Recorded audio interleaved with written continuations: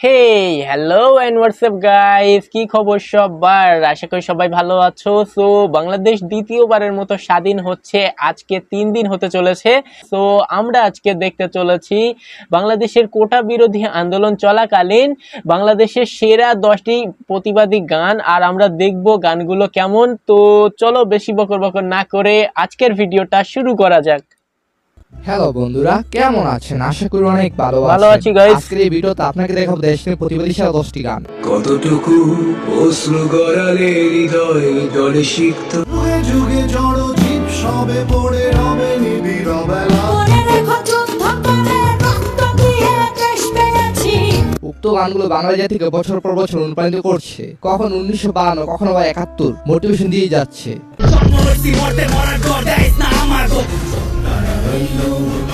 তো চলুন বেশি কথা না লাইক দিয়ে শুরু করা যাক। লাইক দিয়ে শুরু করে দাও।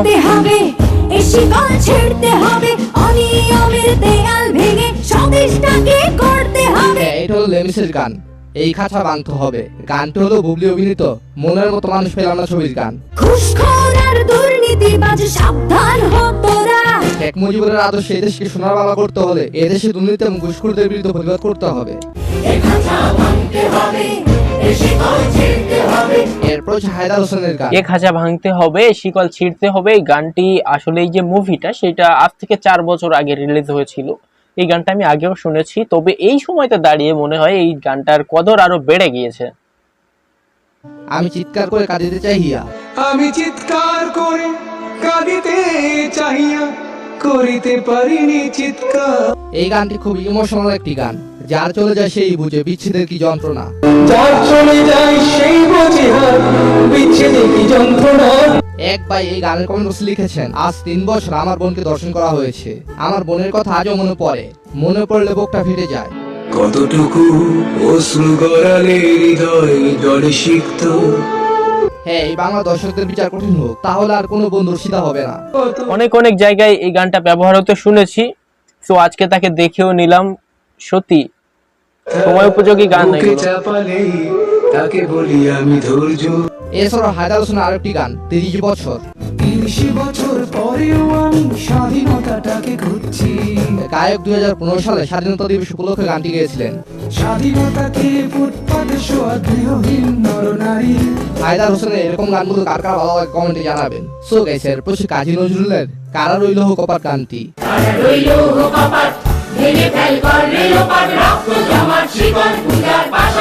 এই গানটি কাজী নজরুল 1921 সালে অসহযোগ আন্দোলনের সময় লিখেন।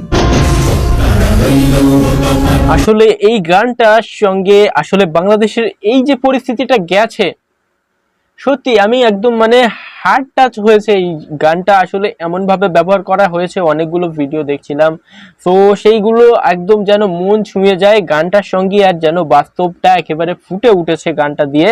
তো সত্যি এইসব গানের মধ্যে দম আছে। সেই সব মানে মানুষরা তাহলে কেমন ছিল একবার ভাবো, যে সেই সমস্ত বিষয়গুলো ফিল করে তবেই না এই গানগুলো তাদের মন থেকে বার হয়েছে, তাদের মুখ থেকে বার হয়েছে।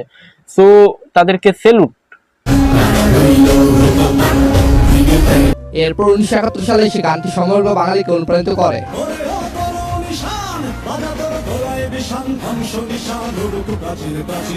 যুগে যুগে এই গানটি তরুণ সমাজকে মোটিভেট করবে। সো গাইস, এরপর হচ্ছে তাসরিফ খানের গান রাজার রাজ্যে সবাই গোলাম। আসলে এই গানটা কয়দিন কাঁপিয়েছে, বাংলা কাঁপিয়েছে, সেরা গান ছিল। শিল্পীরা আসলে বুঝতে পারবে ভবিষ্যৎ সম্পর্কে। আমরা আসলে সবাই নিজেকে নিজে রাজা মনে করি।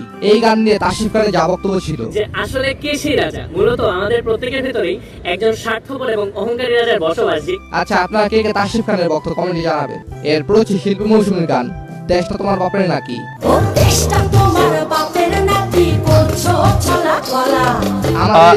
এই গানটা আরো 7 মাস আগে, মানে এই যে আমাদের কোটা বিরোধী আন্দোলন হলো, এর আরো 7 মাস আগে আসলে এই গানটা রিলিজ করা হয়েছিল। সত্যি সেই সময়ে দাঁড়িয়ে যেন ভবিষ্যৎ যেন দেখে এই গানটা বানানো হয়েছিল। সেরা গান ছিল কিন্তু এটা। শহীদের রক্তে তৈরি, তাই দেশ বাঁচাতে জনগণকে সবসময় প্রস্তুত থাকতে হবে।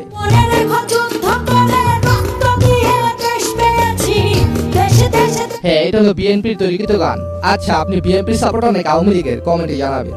সো গাইস, ভাই আমি কোনো কিছুরই সাপোর্টার না, কেননা আমি ভারতীয় এবং আমি বাংলাদেশের ওসব কিছু নিয়ে আমি ভাবিও না, ভাবতেও চাই না। তো কমেন্ট করতেই পারো। সাজ্জাদ এবং আয়শা মৌসুমীর গান, যার চশমাটা ছিল দূরবীন। যার চশমাটা ছিল দূরবীন, তর্জনী তলোয়ার, আগুন ঝরানো বজ্র কণ্ঠ তো ভজন। শেখ মুজিবের এই যে ঘটনাগুলো আমরা আসলে দেখেছিলাম, তাকে জুতোর মালা পরানো হয়েছে, মানে তাকে নয় তার স্ট্যাচুকে। তো এই বিষয়টা আমার কাছে খারাপ লেগেছে, যদিও সে শেখ হাসিনার বাবা বা এইসব সম্পর্কিত বা মূর্তি এই সমস্ত কিছু। তো সে কিন্তু দেশের জন্য ভালোই করেছে, খারাপ কিছু করেছে বলে আমি জানি না। তো তাকে এইটা একটু অপমান হয়ে গিয়েছে আমার যেটা মনে হচ্ছে। বঙ্গবন্ধুর মতো নেতা হাজার বছরে একটা আসে। আচ্ছা, বঙ্গবন্ধুকে কে কে ভালোবাসেন, কমেন্ট জানাবেন। ভাই আমি ছোট থেকে শুনে এসেছি বাংলাদেশের মানে অনেক অবদান রেখেছেন তিনি। তো তাকে ভালোবাসতেই হচ্ছে, মন থেকে এখনো ভালোবাসি, আগেও ভালোবাসতাম। তো তাকে নিয়ে কোনো কথা হবে না, তাকে এই অপমানগুলো যেন করা না হয়, এইটাই ভাই রিকোয়েস্ট থাকবে তোমাদের। ছিল বাঙালি জাতি অম্লান দেশ প্রেমে। হ্যাঁ, এই গানটি শুনে মেজর সিনার কথা বারবার মনে পড়ে। যার চশমাটা ছিল দূরবীন, তর্জনী তলোয়ার, ভালো মানুষ বেশি দিন বাঁচে না ভাই। এরপর সে কালোকোটা চৌধুরীর গান, মুক্তির ও মন্দির স্বপ্ন তোলে।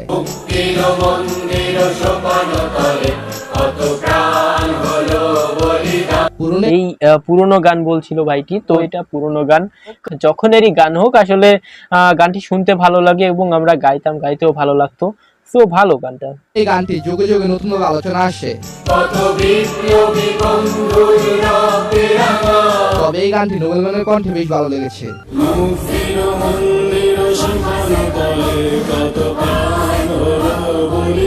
সো গাইস, এরপর আবাস ব্যান্ডের মাস্টারপিস গান আবাস। তুমি আভাস হয়ে আসা হতাশা মুখে।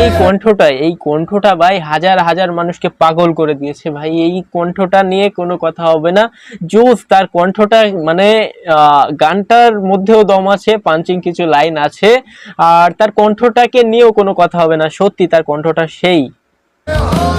মানুষের ম্যাচুরিটি বাড়ার সাথে সাথে এই সকল গানগুলোর প্রতি মানুষের আবেগ বেড়ে যাবে। অস্তিত্বের মিছিলে খোলা দেয়ালের ওপারে এই গানে ফিলিস্তিনি ভাইদের স্মরণ করা হয়েছে। শত প্রাণ জীবনের গানে গেছে হারিয়ে, একা দাঁড়িয়ে। হ্যাঁ, ফিলিস্তিনি ভাইয়ের অনেক কষ্ট রয়েছে। সত্যি। আর হ্যাঁ, গানটি মানে- সাহিত্যের কথা। ফিলিস্তিনিদের উপরে যে এটা গিয়েছে, যে ঝড়টা গিয়েছে, সত্যি খুব খারাপ তাদের জন্য। মন খারাপ করতে করতে হঠাৎ এবারে দেখি বাংলাদেশে এই সমস্যা শুরু হলো, আর বাংলাদেশটা এরকম ভাবে যে নিঃস্ব হয়ে যাবে, এরকম ভাবে যে একটা ঝড় চলে যাবে, হাজার হাজার ভাই বোন মারা যাবে, বাংলাদেশি বাবা মার বুক খালি হবে, এইটা ভাই চিন্তাই করতে পারিনি যে এত বড় একটা কালো ঝড় আমাদের বাংলাদেশের উপর দিয়ে যাবে। এইটা ভাই আমার কল্পনাতেও আসেনি। সত্যি যখনই চিন্তা করি বাংলাদেশকে নিয়ে আমার গায়ের লোম দাঁড়িয়ে যায়, সেই সব ঘটনা যেগুলো মানে শিহরিত হয়ে যাই আমি। মনে করিয়ে দেয়। যুগে যুগে জড় জীব সবে পড়ে রবে নিবিড় বেলায় ধুলি তোমাকে কখনোই জাতি ভুলবে না, তোমাদের জন্য গোটা আন্দোলন সফল। ধুলি। তোমাদের মতো হাজারো ভাই বোনদের বাংলাদেশ হাজার বছর মনে রাখবে, যতদিন মানুষের মনের মধ্যে তোমরা থাকবে, অমর হয়ে থাকবে।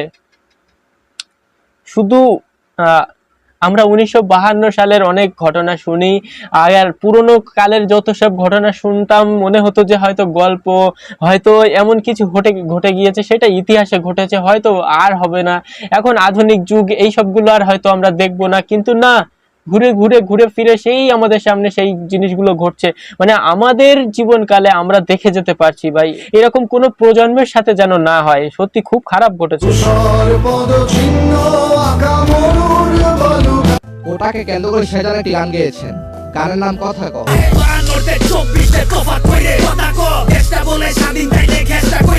উক্ত এই গানটিতে প্রশংসা করেছে শেখসাদের মতো সিঙ্গাররা।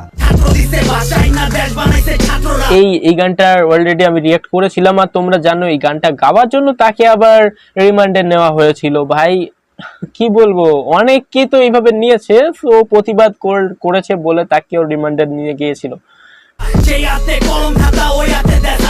সো গাইস, তারপর সে দল ছুট ব্যান্ডের গান তীরহারা এই ঢেউয়ের সাগর।